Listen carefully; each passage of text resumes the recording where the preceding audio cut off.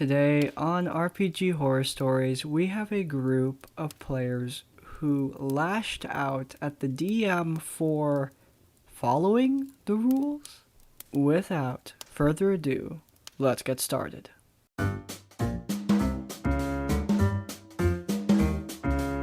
This story is fairly recent, last couple months. I have a good deal more free time with COVID ravaging the world, and converting my normal weekly sessions to Roll20 has gone very well. To that end, I decided to take on another game with some randos. I found a group posting for a few guys that were looking for a GM. I got into talks with them, and they seemed like a cool group of dudes that thankfully weren't newbies. I don't mind running with novices, but I wasn't in the mood to teach the game to people. We agreed on a game in my homebrew setting that would have them start at level 3. We have a session 0 to make characters, and their party ends up being a ranger, fighter, sorcerer, and a barbarian. Our introductory adventure had them trying to liberate some prisoners from a small military encampment in the deep forest. We had a brief scene of them gathering information on their task, talking to a few NPCs I intended to be recurring, and then some survival rolls to find the place. Once they did, I revealed the whole map to them. Pretty standard encampment. Simple palisade walls, tents for quarters, and a framework wooden watchtower. The watchtower is what caused most of the problems. The ranger does a little bit of recon and figures out their numbers, and they decide that they can creep closer to the wall and then bluster their way in. They do just that, aggroing all the soldiers and brawling their way through. On round 2, both of the soldiers up in the tower fire crossbows down, one of them getting the sorcerer. The ranger directs his fire at them and makes an attack. Ranger: I got a 15, that hits, right? I replied, it does not. Your arrow thunks into the wooden bracing wrapped around the podium. Ranger cocked his head. Are they elite or something? I got a 15 to hit one of the others and a hit. I explained, no, they're the same. They have cover. The ranger looked at me with an odd look on his face and asked, cover? And I said back, yeah, half cover. Their elevation and the railing give them cover, which boosts their AC by 2. On the camera, I see Ranger turn and talk, but I didn't hear anything. A second later, I see Barbarian's player say something that I also can't hear. I'm assuming they were talking in another channel that I wasn't a part of, or something. This happens for a minute before Ranger comes back, and he says, yeah, I don't think cover is a thing. Barbarian pipes up, yeah, if some combat thing gives defense bonus, it should be disadvantage. You don't have to make up stuff to get defense. I said back, I'm not. Cover is in the book. Player's Handbook, page 196. I see most of them open their books and go over it, and lo and behold, I'm not making it up. There's a brief discussion about whether this mechanic is stupid or not, and then things get moving again. 2 rounds later, the barbarian goes running up to the exterior ladder of the tower to get to the guys firing at them. He clambers up there and gets into melee. He swings once and gets another 15 on his attack. I tell him he hits and to roll damage. Ranger immediately jumps in with, wait, I thought you said 15 misses these guys. I nodded, yeah, because of the cover. The barbarian got up there behind the cover, so they don't have the bonus. So it only applies to me then? I said back, no, it applies to anyone attacking through the cover. The sorcerer made a spell attack, and it applied to his attack. The ranger just shook his head.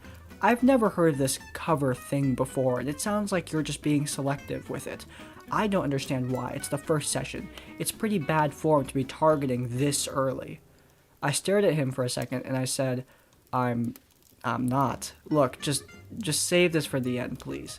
Fine. He held his hands up and kept the fight moving. The sorcerer and the fighter finished off the guys on the ground while the ranger had backed off after he got hurt.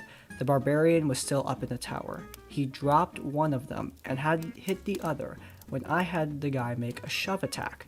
The barbarian asked, is that some ability they have?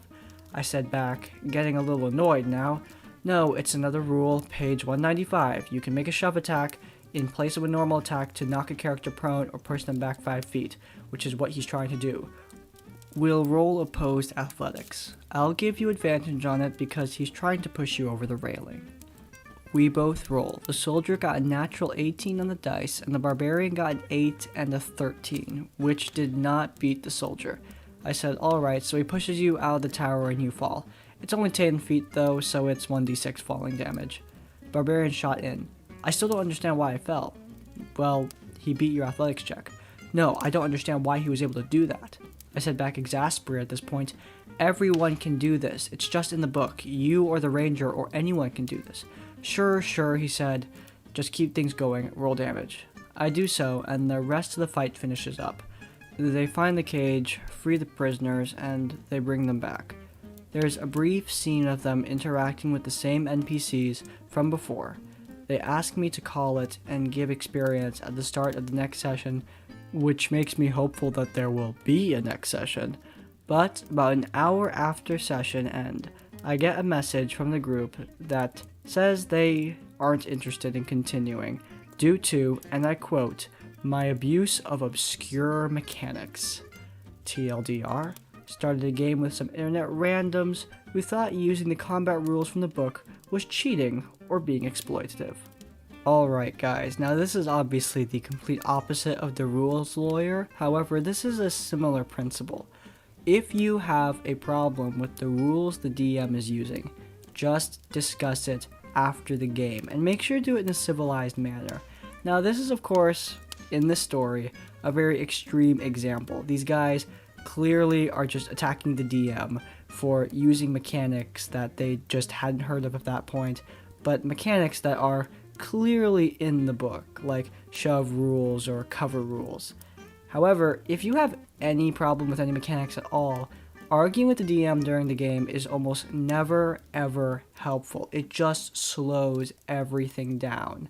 And then dropping the DM because of their abuse of obscure rules without a proper discussion, well, that's just immature in general. I want to exaggerate that it's okay to not understand all the rules. Look, you can be playing D&D for years and never have all the rules memorized. It just isn't going to happen. With all the additions, all the different rule variations, all the new books that come out that introduce new rules, it's near impossible to commit them all to memory. If the DM uses a rule that you don't understand, whether it's because you're a new player or just because you hadn't heard of it before, ask them to explain it to you and then move on. If you don't like the rule, like I said before, discuss it after the game.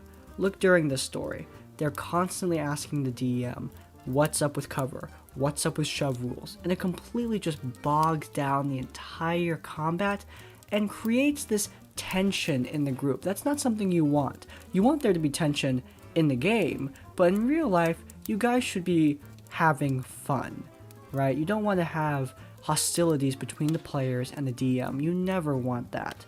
I understand that for some people, rules are a big deal in this game, and I think that that is great. However, like I said before, make sure to just take any discussion about rules outside the game so that we can keep the session going. Alright, I think that's going to wrap it up for today. If you guys enjoyed today's episode of RPG Horror Stories, then please do hit that like button.